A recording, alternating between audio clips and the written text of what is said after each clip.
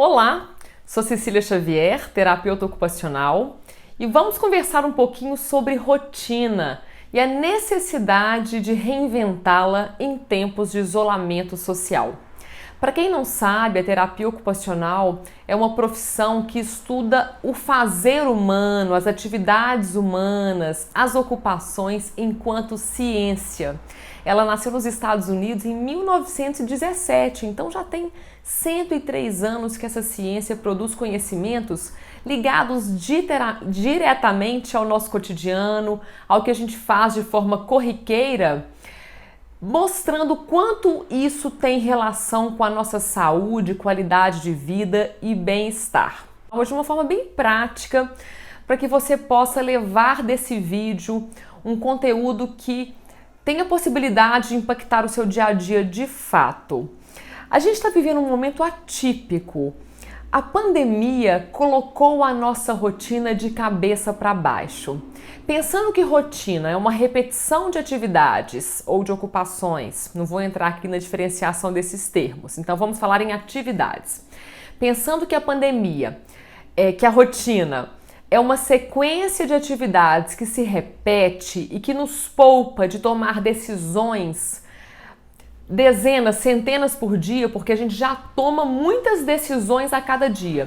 Sem a rotina, fica tudo aberto, tudo muito solto e a gente gasta muito mais energia e se estressa muito mais com tudo o que acontece, sem necessidade. Então a rotina vem para construir uma certa estrutura, um esqueleto para o seu dia a dia que facilita tudo, facilita a resolução, inclusive, de problemas que atravessam o nosso cotidiano, que fazem parte da vida, mas que se você tem uma rotina, você tem um norte, você sabe para onde seguir, você consegue resolver melhor os seus problemas. Então a pandemia veio e atrapalhou com os nossos planos de 2020 completamente.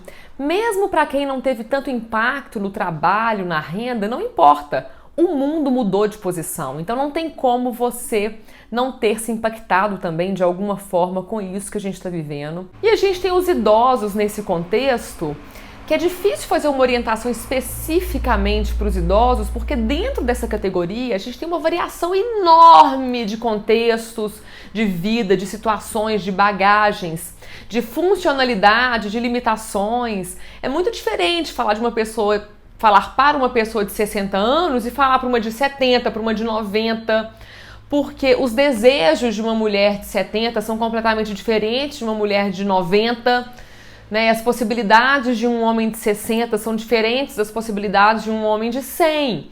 Então, em primeiro lugar, a gente não pode colocar dentro de um mesmo pacote o raciocínio para os idosos. Para você que está ouvindo, tente aproveitar o conteúdo deste vídeo para a sua situação específica. Então eu não vou especificar aqui muito o contexto de orientações com relação às atividades, porque as variações são infinitas.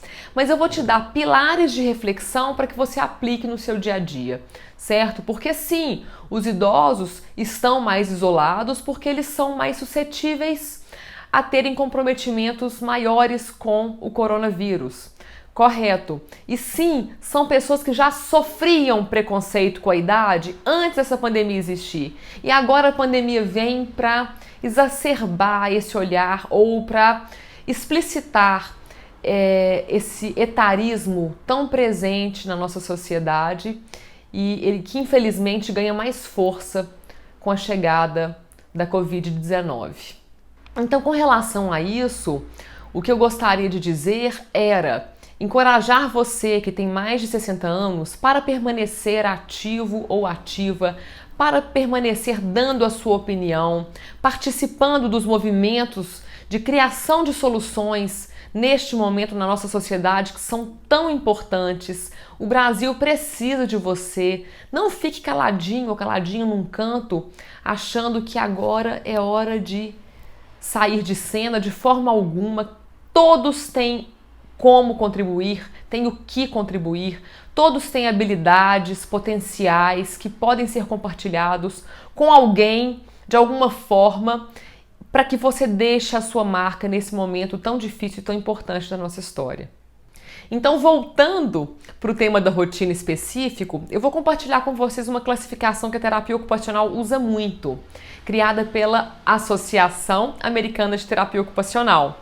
Ela tem 8 categorias de atividades. São elas: as atividades de vida diária, que se relacionam a essas atividades de higiene, alimentação, vestuário, atividades sexuais, essas básicas mesmo do dia a dia, obrigatórias. Em seguida, a gente tem as atividades instrumentais de vida diária, que já crescem em nível de complexidade. São as atividades de limpeza da casa, gestão da casa, deslocamento, gestão financeira. Temos o brincar, o lazer, o descanso e o sono, o trabalho, a educação, a participação social, que é esse contato com as pessoas que não está impedido de acontecer em função da pandemia. Por quê? Porque existe a tecnologia para nos amparar nesse momento. Então, use e abuse dos seus equipamentos tecnológicos, dos celulares, tablets, computadores e aprenda a manejá-los. Aproveite essa oportunidade que a vida está te dando, esse empurrão para que você entre mais nesse mundo tecnológico, porque ele veio para ficar e ele agrega muito quando é bem utilizado. O ponto é, nenhuma dessas categorias de atividades está impedida de ser realizada em função da pandemia. Você pode brincar, pode ter lazer, pode ter participação social, tudo dentro da sua casa. O isolamento social não tira de você isso e não deve tirar, porque sabe-se que uma variedade maior de atividades no dia a dia protege a sua saúde mental, a sua saúde física, a sua saúde cognitiva, a sua saúde ocupacional mesmo. Então, para um pouquinho para pensar nessas categorias que eu falei. Quais delas estão presentes na sua vida? Volta o vídeo, assiste de novo. Se tiver alguma dúvida que eu possa responder, estou às ordens.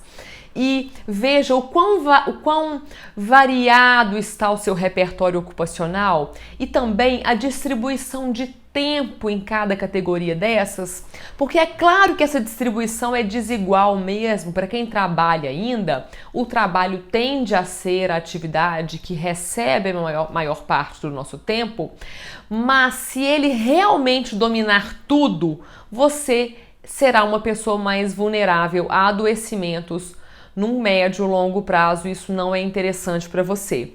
E pense também nessa diferença entre o que são as atividades obrigatórias, que não tem como deixar de fazer, vão fazer parte da sua vida de qualquer jeito, e o que são as atividades não obrigatórias, que geram prazer, que são feitas de forma espontânea, porque você gosta daquilo, que você tem um interesse daquilo anterior, ou algo que você tenha conhecido agora durante a pandemia e tenha descoberto esse novo gosto que passou a fazer parte da sua vida. Também é maravilhoso. Eu, por exemplo, comecei a fazer yoga online. Estou adorando. Quem sabe não vai ser uma atividade que eu vou continuar fazendo no pós-pandemia.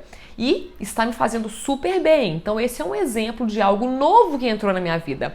Mas a continuidade das atividades que já estavam linkadas com a sua história de vida, ela facilita a inserção de uma atividade saudável na sua vida. Se você retornar à sua história de vida, à sua história ocupacional, vai encontrar ali algumas referências de atividade que dão pistas da direção que você pode seguir para colocar mais atividades saudáveis, significativas na sua rotina agora. Isso é muito potente, é muito importante para que você consiga atravessar esse momento sem adoecer, com qualidade de vida, sabendo se cuidar.